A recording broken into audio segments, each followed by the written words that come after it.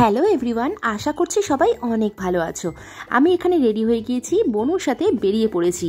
কোথায় যাচ্ছি বলো তো? আজ যাবো কাজে, আর আজকে আমাদের লোকেশন ছিল আগরপাড়া। তো এই বাড়িতে আমি আগেও এসেছি, আর একে দেখলে তোমরা বুঝতেই পারবে। তো দেখো সাজাতে এসে কি কাণ্ড ঘটলো। বসে পড়েছি পুজো দিতে, না সাজিয়ে পুজো দিচ্ছি, ভাবা যায় না। এখানে আমার ক্লায়েন্টের শরীরটা একটু খারাপ ছিল বলে বললো, প্রিয়া আমাকে একটুখানি পুজোটা দিয়ে দে। তো আমিও যথারীতি একটুখানি পুজো দিতে তো বেশি সময় লাগে না। আর তারপরে আমি এখানে এসে একদম তো শুয়ে পড়েছি। এখানে সাজাতে এসেছি নাকি ছ্যাবলাও মারছি সেটা একমাত্র আমরাই জানি। যাই হোক, এখানে ও ঢুকে পড়েছে, মানে পূজা চলে এসছে। আর আমি ওর গয়নাগাটি নিয়ে একটুখানি আয়নার সামনে দাঁড়িয়ে ক্যাট মারছিলাম। তো আয়নার সামনে দাঁড়াতে তো আমার দাঁড়িয়ে দাঁড়িয়ে ঢং করতে বেশ ভালো লাগে। তারপরে ও বসে পড়েছে। এত মিষ্টি ক্লায়েন্ট আমাদের, ভীষণ হাসি খুশি চুলবুলি। তো তোমরা একটু বাদেই দেখতে পাবে, সেজন্য পুরো ভিডিওটা তোমাদের দেখতে হবে কি করছিল ও একটু আগে, মানে একটু পরে। তো আমাদের কিন্তু গান চলছিল আর আমরা অনেক অনেক মজা করছিলাম। সব থেকে বড় কথা, আমরা না আজকে অনেক আনন্দ করতে করতে কাজটা করেছি, কারণ ভীষণ ফ্রি ছিলাম। অনেক বাড়িতেই আমরা কাজে যাই, কিন্তু এই ফ্রিটা না সবার সাথে কিন্তু হওয়া যায় না। আমরা আমাদের কাজ করি, চলে আসি, ব্যাস। কিন্তু কাজের সাথে সাথে যদি একটু আড্ডা, একটু ফ্রিভাবে গল্প ছ্যাবলামি হয় না, দেখবে কাজটা কিন্তু দারুণ লাগে করতে।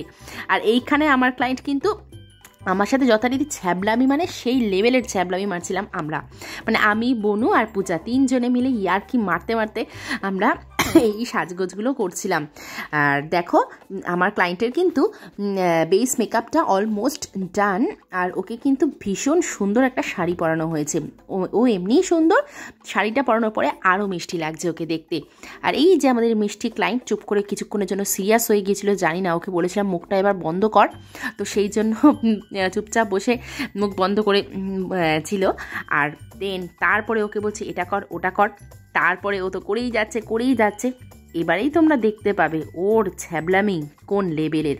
আর পাশের ঘরেই টিভি চলছিল, মানে গান চালিয়ে আমরা কাজ যেহেতু করছিলাম, হাসি ঠাট্টা ইয়ার্কি মারছিলাম। আর ওকে একটু বলছিলাম একটু বেশি করে হাস। তো ওর মুখে তো আর হাসি নেই, এমনি সময় হাহা হিহি, ক্যামেরার সামনে যেই বলছি একটুখানি হাস, ওর মুখে আর হাসি নেই। তারপরে শুরু হয়ে গেল গান আর নাচানাচি। কাজ করছি আর এই দিকে না নাচ শুরু করে দিয়েছে। এই নিয়ে আবার বসে বসে মাথা নাড়ানো পারলে উঠে দাঁড়িয়ে নাচে। কি বলবে, ওর ঢং দেখেছ, ওর রকম সকম দেখে আমি একেবারে মানে হাসতে হাসতে লুটোপুটি। আর এদিকে যে ক্যামেরাম্যান, সেও হেসে ভিডিওটা করেই যাচ্ছে। যাই হোক, এই করতে করতে কিন্তু আমাদের মেকআপটা অলমোস্ট প্রায় শেষের পথে। তো এরপরে আমরা আই মেকআপের কোনো ক্লিপিং নিতে পারিনি। আর দেখো আমার কিন্তু আই মেকআপ হয়ে গেছে। এখানে যেহেতু ছোট্ট ছোট্ট চোখ, সেই অ্যাকর্ডিংই আমি ওকে আই মেকআপটা করে দিয়েছি। আর ও আমাকে বলে রেখেছিল, প্রিয়া আমাকে কিন্তু গ্লিটারি আই করে দিবি, কারণ ও গ্লিটারি আই ভীষণ পছন্দ করে। আর এর মধ্যেখানে ঘটে গেছে একদম দুর্ঘটনা। আমার লিপস্টিকের যে অ্যাপ্লিকেটারটার মুখটা রয়েছে সেটার না ভেঙে গেছে। তো তারপর থেকে মোটামুটি আমার মনটা অনেকক্ষণ খারাপ হয়েছিল। তো দেখো আমার এখানে সাজানো গোছানো সমস্ত কমপ্লিট হয়ে গেছে। আর বনু ওর ফটো তুলে নিচ্ছে, তার আমিও একটু ফটো তুলে নিচ্ছিলাম, ভিডিও করছিলাম, ভীষণ ভালো লাগছিল। মানে ওর ঘরটা এত সুন্দর না, মনে হয় কি যেন সারাদিন আমি ভিডিও করি আর ফটো তুলি, পুরো ফটোজেনিক বাড়ি বলতে গেলে।